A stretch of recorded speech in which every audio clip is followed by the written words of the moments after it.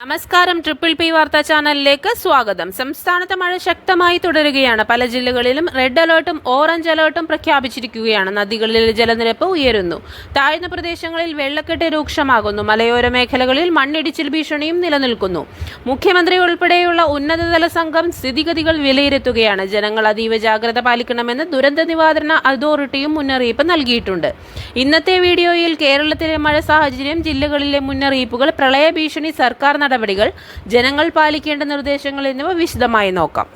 അറബിക്കടലിൽ രൂപപ്പെട്ട കാലാവസ്ഥാ വ്യതിയാനങ്ങളുടെയും ശക്തമായ പടിഞ്ഞാറൻ കാറ്റിന്റെയും സ്വാധീനത്തിൽ കേരളത്തിൽ വ്യാപക മഴയാണ് ലഭിക്കുന്നത്. തെക്കൻ ജില്ലകളിൽ നിന്ന് വടക്കൻ ജില്ലകൾ വരെ പല സ്ഥലങ്ങളിലും അതിശക്തമായ മഴയാണ് രേഖപ്പെടുത്തുന്നത്. പത്തനംതിട്ട, ഇടുക്കി, കോട്ടയം, വയനാട്, കോഴിക്കോട്, മലപ്പുറം, കണ്ണൂർ തുടങ്ങിയ ജില്ലകളിൽ കൂടുതൽ ജാഗ്രത നിർദ്ദേശിച്ചിട്ടുണ്ട്.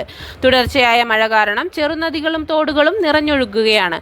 പല ഡാമുകളിലേക്കും വലിയ തോതിൽ വെള്ളമെത്തുന്ന സാഹചര്യവും നിലനിൽക്കുന്നു. റോഡുകളിൽ വെള്ളക്കെട്ട് രൂപപ്പെട്ടതോടെ ഗതാഗത തടസ്സങ്ങളും റിപ്പോർട്ട് ചെയ്യുന്നുണ്ട്. താഴ്ന്ന പ്രദേശങ്ങളിൽ താമസിക്കുന്നവർ പ്രത്യേക ജാഗ്രത പാലിക്കണമെന്ന് അധികൃതർ അറിയിച്ചു. ചില പ്രദേശങ്ങളിൽ വീടുകളിലേക്ക് വെള്ളം കയറുന്ന സാഹചര്യവും റിപ്പോർട്ട് ചെയ്യപ്പെട്ടിട്ടുണ്ട്. നദീതീരങ്ങളിൽ താമസിക്കുന്നവർക്ക് മുന്നറിയിപ്പ് നൽകിയിട്ടുണ്ട്. ജലനിരപ്പ് ഉയരുന്ന സാഹചര്യത്തിൽ ആവശ്യമായാൽ സുരക്ഷിത കേന്ദ്രങ്ങളിലേക്ക് മാറാൻ നിർദ്ദേശമുണ്ട്. രാത്രികാലങ്ങളിൽ മഴ ശക്തമാകാൻ സാധ്യതയുള്ളതിനാൽ അടിയന്തര സാഹചര്യങ്ങൾക്ക് തയ്യാറായിരിക്കണമെന്നും അധികൃതർ ആവശ്യപ്പെടുന്നു. പ്രളയ സാധ്യതയുള്ള മേഖലകളിൽ ദുരിതാശ്വാസ ക്യാമ്പുകൾ ഒരുക്കാനുള്ള നടപടിയും പുരോഗമിക്കുകയാണ്.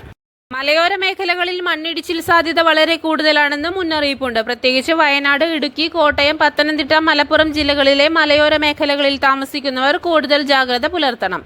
മണ്ണിൽ വിള്ളൽ കാണുക, മരങ്ങൾ ചെരിയുക, കിണറുകളിലെ വെള്ളം മങ്ങിയ നിറമാകുന്ന തുടങ്ങിയ ലക്ഷണങ്ങൾ കണ്ടാൽ ഉടൻ സുരക്ഷിത സ്ഥലങ്ങളിലേക്ക് മാറണം.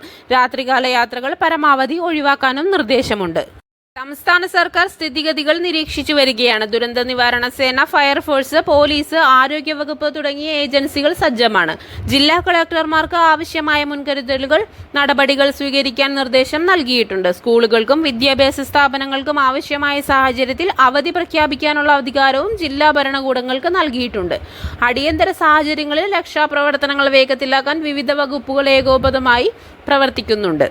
ഈ സാഹചര്യത്തിൽ ജനങ്ങൾ ശ്രദ്ധിക്കേണ്ട കാര്യങ്ങൾ ഇവയൊക്കെയാണ്. അനാവശ്യ യാത്രകൾ ഒഴിവാക്കുക.